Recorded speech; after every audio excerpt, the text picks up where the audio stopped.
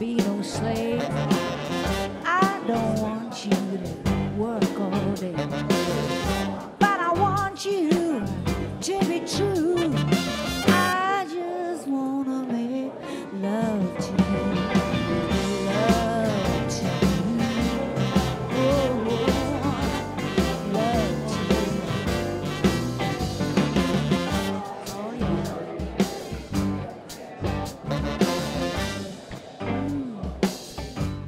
You know, to see someone that I knew for 35 years, my sister-in-law, just fade away so quickly like that was a huge, terrible shock.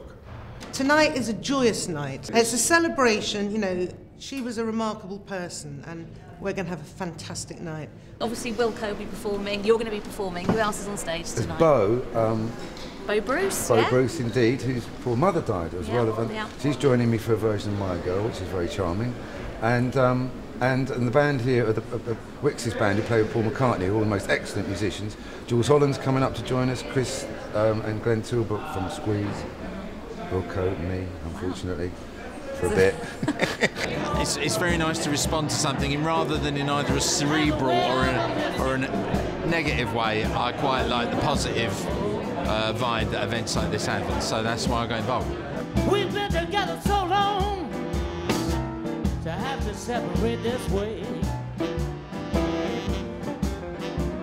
We've been together so long to have to separate this way.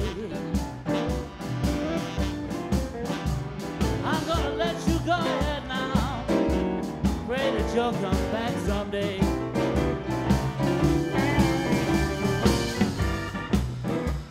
I think to raise money is the main thing for research, because really it hasn't kind of moved on much in 30 years. To help that, and to help to raise the profile and awareness of the disease. You said you want to love me, and I guess you changed your mind.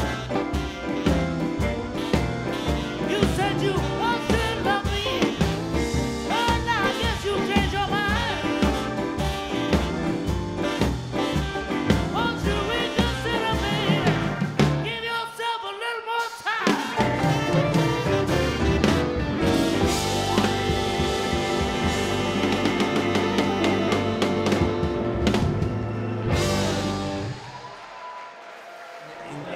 As cancers go, it's got a very, very high success rate, if you can say that about a cancer. But it really, it's the majority of people that contract this cancer don't make it. It's a very, very, very low percentage. You know, unbelievable.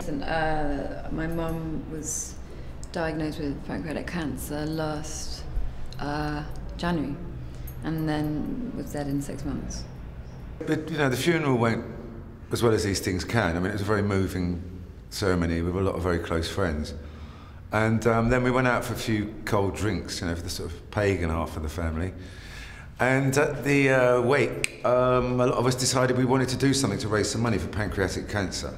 Suggs, ironically, was saying he was going to run a marathon. I knew that wouldn't happen. So then I said, well, why don't we just do a little gig in a pub or something and get a few of our mates. And that's how it all started. The event tonight is a celebration of potential progress for pancreatic cancer. This is a really terrible disease, and what we're trying to do here is raise money and raise awareness. And actually, when we were given the diagnosis, I remember not quite understanding the aggression of it, really getting it. And it didn't. A lot of other cancers, there's the survival rates and there's different stats. There's not much hope when you get a diagnosis like pancreatic cancer, you know. Light a fire, a fire spark, light a fire flame in my heart.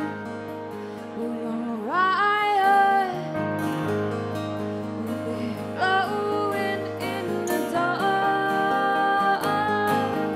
I had two friends. One of them was John Roden, who was the monitor man that everyone used on tour.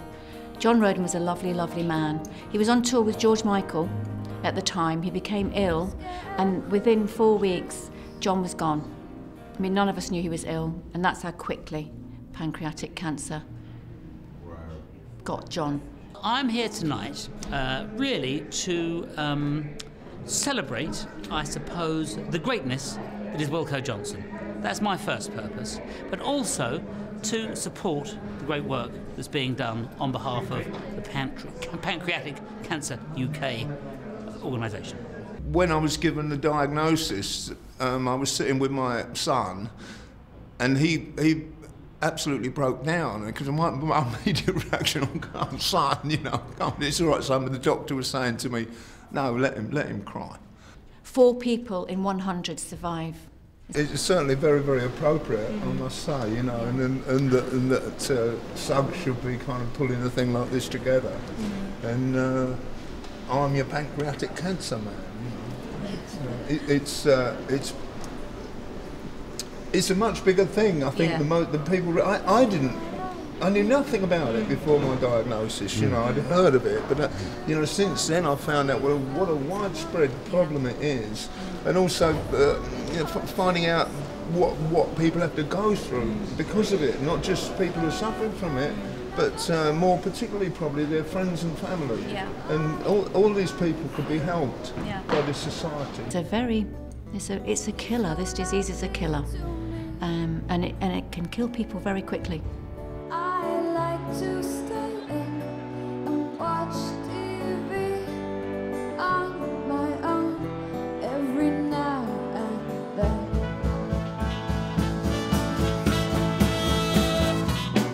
My girl's mad at me, and we argued just the other night. I thought we got it straight. We talked and talked until it was late. Why can't I explain? Why do I feel this pain? 'Cause everything I say she doesn't understand. She doesn't realize. She takes it all the wrong way. Hey,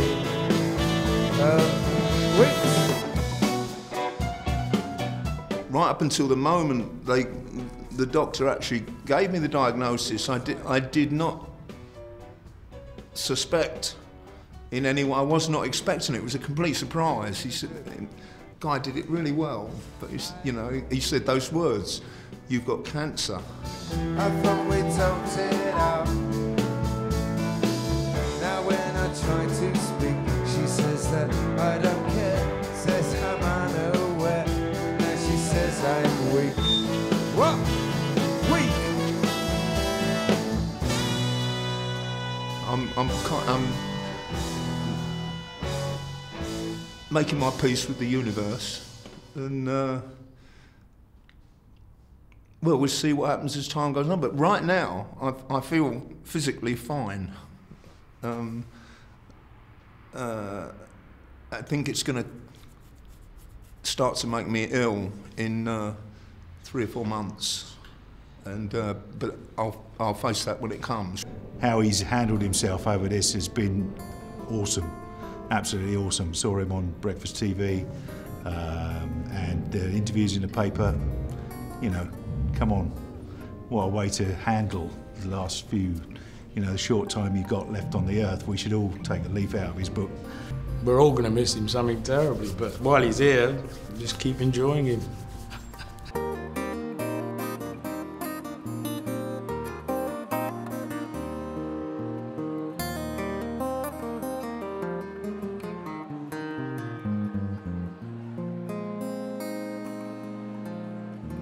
Right now, I'm just so glad to be alive, and you know, wow, what does the sky and the trees look like when you suddenly realise, you know, I wish I could have learnt this lesson 40 years ago about what's really, really important. Wilco's got this disease, and he's very, very bravely and kindly come up tonight for us, and I think that's going to be a bit of a moment. When we see him, that's going to be tough. I've been doing a lot of interviews, television and radio, for that very specific reason, and, you know, that's been quite... That'd be Wilco then, he's had enough of me.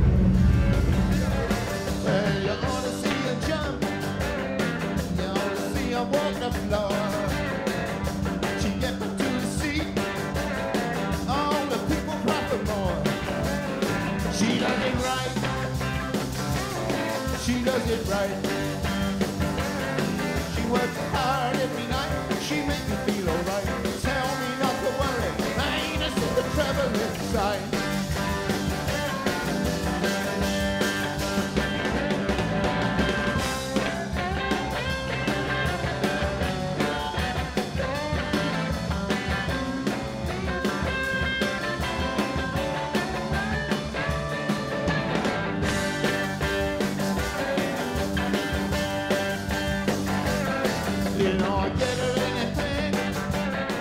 I think Wilco's getting on with it, you know. I think he's just getting on with it. That's what he's doing.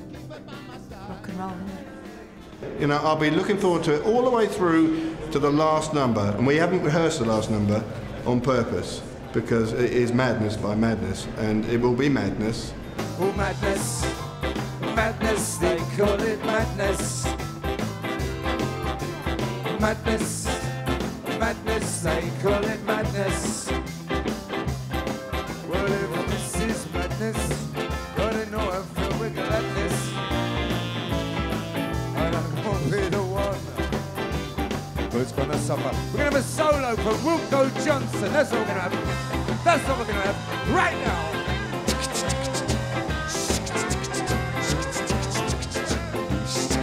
And it's gonna go on for some time.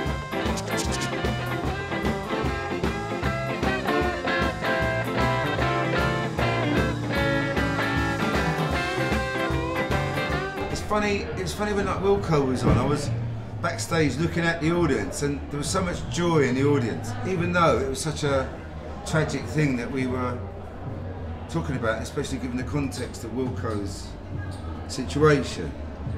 It's funny how these things go, you know, it was really, really inspiring, is what it was, inspiring. Well, I've got a heavy jewel, I'm gonna walk all over you, 'cause madness, madness, they call it madness. Well, if this is madness, Lord, I know I'm filled with madness. Listen, it's gonna be rougher, rougher, it's going to be tougher. And I won't be the one who's gonna suffer. Hopefully not, hopefully not.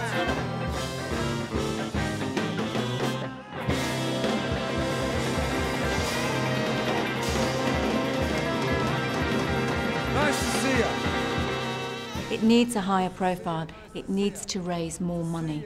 It really does. He's an amazing spirit, and he's doing a fantastic job of I think, of being an example to all of us of nobility. I really never knew how people had these as though they know me, as though we are close, you know, and personally and that. And it's something I've discovered through all this, that people feel like that, which is marvellous. House of Fun, that'll do. Go on.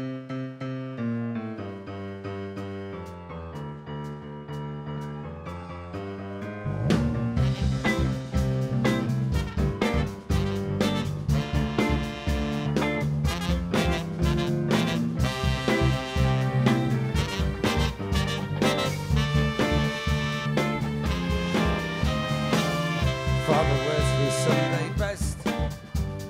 Mother's tired, she needs a rest. The kids are playing up downstairs, with sister's sighing in her sleep. Brother's got a date to keep, he can't hang around. Where? Our house, in the middle of our street. Our house, in the middle of our... Well, our house, it has a crowd. There's always something happening, and it's usually quite loud.